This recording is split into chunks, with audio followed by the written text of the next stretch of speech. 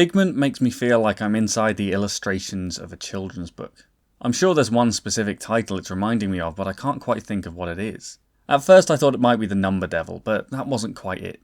I went back and looked at my shelves. Maybe it's Rupert, but that didn't look right either. I looked through a few more books and none were quite as close a match as I was imagining.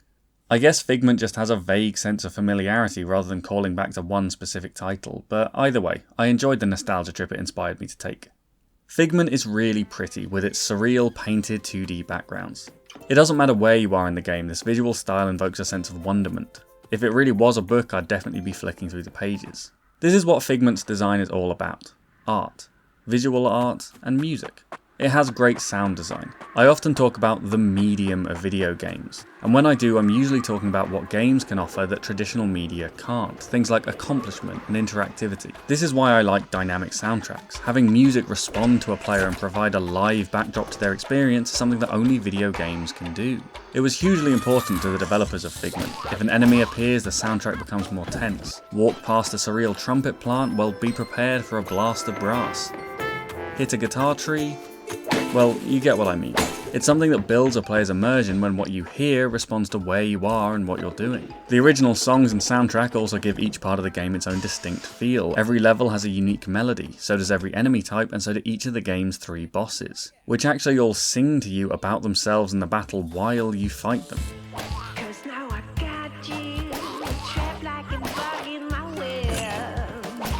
It's odd, but it works. Figment is set inside a damaged mind following a traumatic event. The previously healthy conscious is falling apart, and in its weakened state, fears are starting to take hold.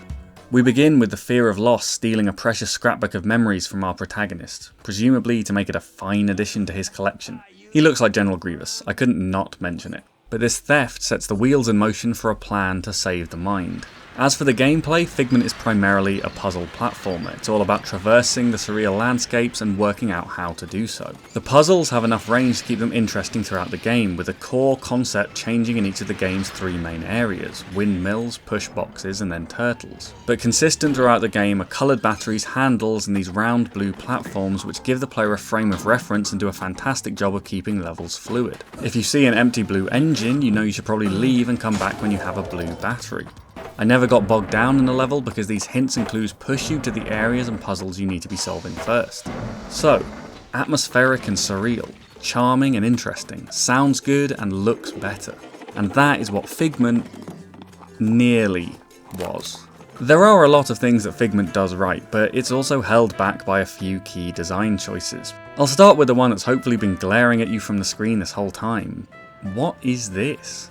What is the purpose of this design? What is it supposed to be? It looks like a repressed 40-year-old man living out his midlife crisis by indulging in taboo fantasies and dressing as a latex-clad mouse, but who still has enough shame to hide his face behind a flat, expressionless mask. It's horrible. Not only has it fallen deep into the uncanny valley, but it doesn't even represent the same visual qualities as the rest of the world.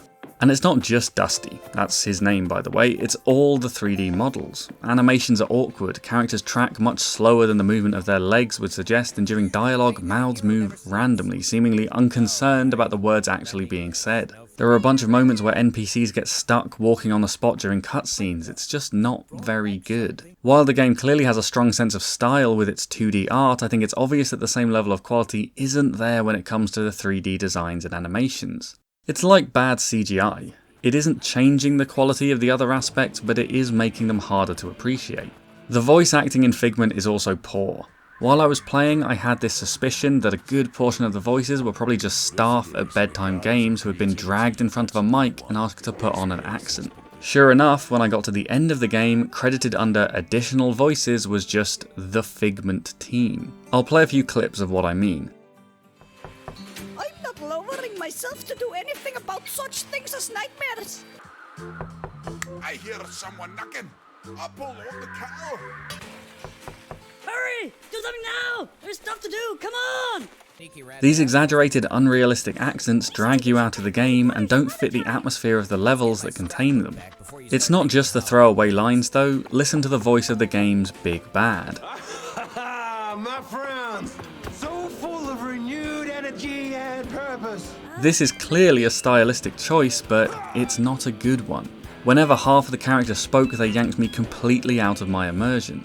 I did some research on the voice actors hired externally for the game, and it's clear that for the most part the selections were based on finding musical talent for the songs rather than people with experience in voice acting. You can mute the dialogue though, which unfortunately I think I recommend. The narrative of the game also never quite seems to work.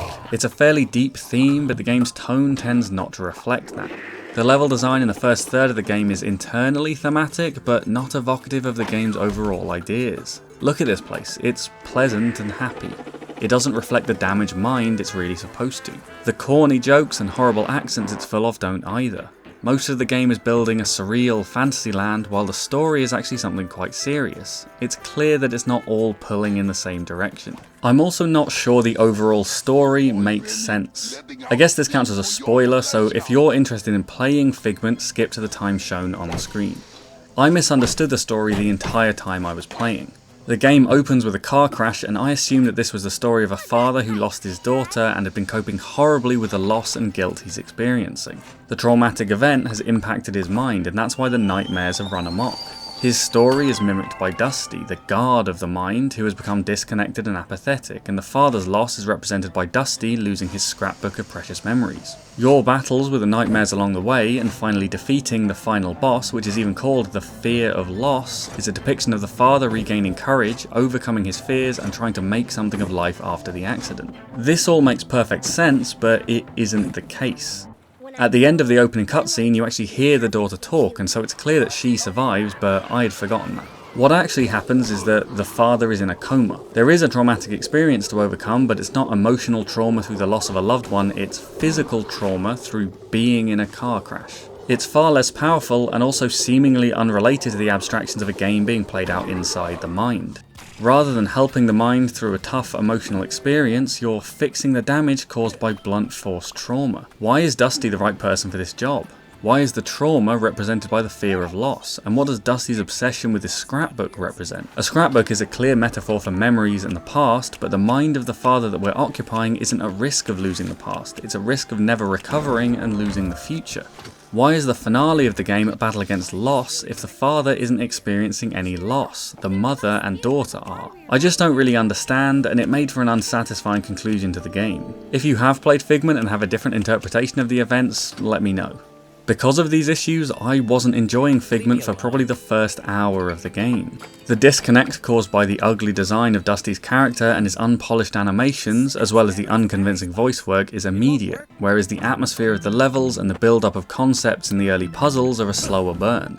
Eventually, I was enjoying the game, but by this point it had already made a poor first impression. So, should you play Figment?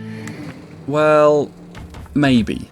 If you're not overly bothered by the things that I brought up as issues, then sure, go for it. Even if you are, I wouldn't think you mad for buying this game because I did enjoy it in the end. But I know I should have enjoyed it more, and would have if certain aspects of the game were more refined. If you like indie games, I definitely think it's interesting enough to be aware of, which is why I've made this video.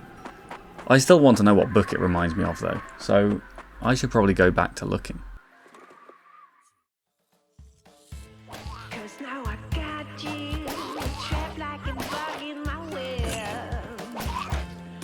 Tangled up in my cocoon. Wanna buy some pots, dudes?